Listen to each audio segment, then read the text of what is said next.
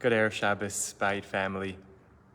Hope everyone had a good week, a meaningful Tu B'Av as the arc. We'll actually come back to the idea of the arc. As the arc from Tisha B'Av to Tu B'Av to the 7 weeks of Haftarot of consolation to the season of Elul really launches a time of reflection, a time of introspection, a time of moving from sadness to hope, joy, and anticipation of the future. There's a beautiful moment that has preoccupied me all week long in this week's parasha. It's Parashat Eikev, and we're coming to the end of Moshe's introductory speeches before he gets to what we call the Ne'um HaMitzvot, the long portion, the bulk of Sefer Dvarim, of the book of Deuteronomy, in which Moshe recounts the many, many commandments which have been recorded earlier in the Torah. There are some variations, some expansions, but Moshe really recounts for Bnei Israel the contents, the mitzvah contents of the covenant, their responsibilities to God, to each other, to the community.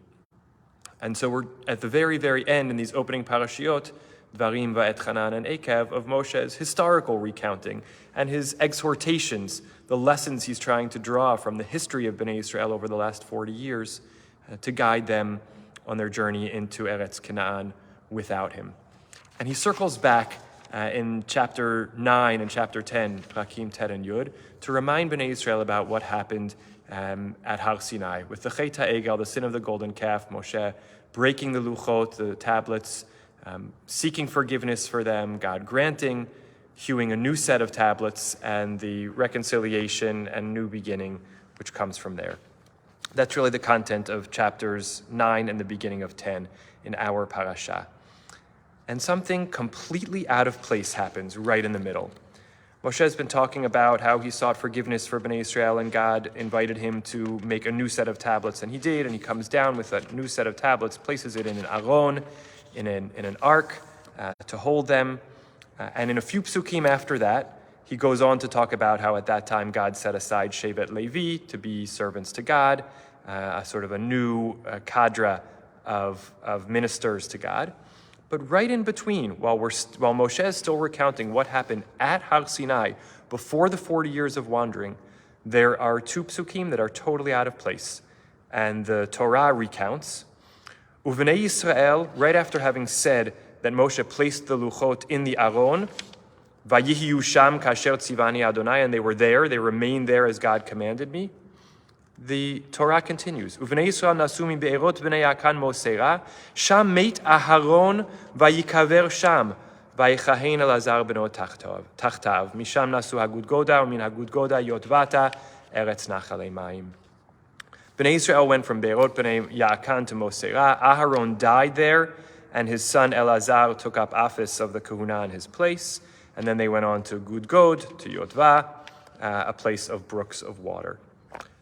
What is this little recounting of Aharon's death some 38 years after the events that Moshe is recounting right now at Har Sinai? What is it doing here? Rashi is completely puzzled. He also notes that the place names don't seem to accord with the real-time account of Aharon's death, and he's really not sure what to make of it. He has Bnei Israel circling back and revises their journeys, and then says the placement here is to teach us that the death of the righteous is as hard as the day of the breaking of the luchot, that something is shattered when we lose a tzaddik, which is irreparable and irreplaceable. Even a new tzaddik comes along, like the second luchot, doesn't replace what we lost.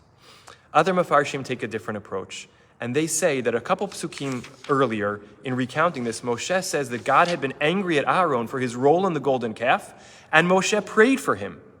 And say the commentaries, the fact that then the Torah recounts that Aharon actually died at the end of the wilderness journeys, it was Moshe's subtle way, or the Torah's subtle way of reminding us, Moshe's prayers were answered. He interceded on behalf of his brother, and those prayers were answered. And Aharon was not struck down along with so many at the time of the golden calf, despite whatever role he played in it. But in the merit of Moshe's love and intercession, Aharon survived and journeyed with the children of Israel for the remaining years through their wanderings in the wilderness until he died not long before this speech of Moshe's. I think this is a beautiful teaching. Makes me think of perhaps one extension or expansion.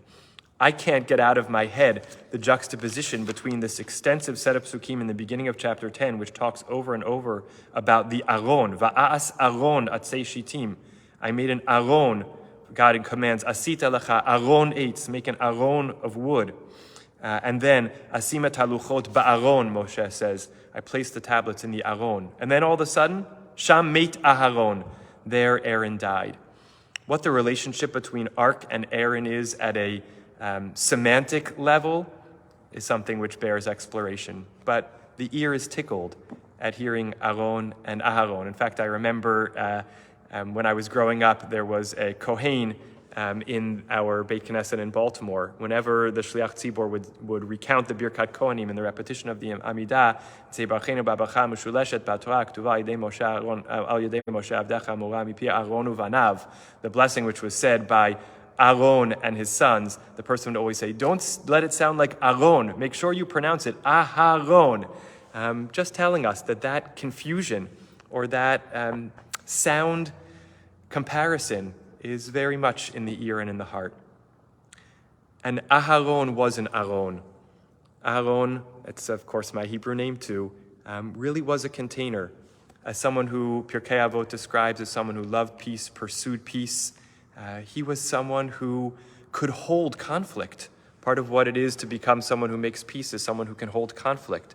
Just like the ark held broken, shattered tablets and new ones, he was able to hold that which was shattered. He, of course, contained in his heart a brokenness, the broken tablets of the death of two of his 4 sons. And Aharon was a container for the Jewish people, for their covenant with God, for their journeys, their wrestlings, their strugglings. He's the one who made it possible for Moshe to be a leader. For me, he's really one of the, if not the unsung heroes of the Torah. He did so much for Bnei Israel. I could go on for longer than we have time for now. So maybe when Moshe was talking about the Aron, it made him think just hearing his own voice, and as he thought about the power of that container for the covenant, the broken and the repaired covenant that journeyed with Bnei Israel through the wilderness, he started to think about his brother and how he was that too for Moshe and for Am Yisrael, another kind of Aron and Aharon who journeyed with them all the way through. And so Moshe recounts, Aharon too journeyed with us all the way through until he came to his end, as Moshe was about to, before going into the land. So may we each strive, as Pirkei Avot says, to be, as Hillel teaches us, mitalmidav shel Aharon, amongst the students of Aharon, the disciples of him, pursuing peace, loving all people, and bringing them close to the Torah that we hold in our heart, its broken parts, its renewed parts. Shabbat Shalom, with love.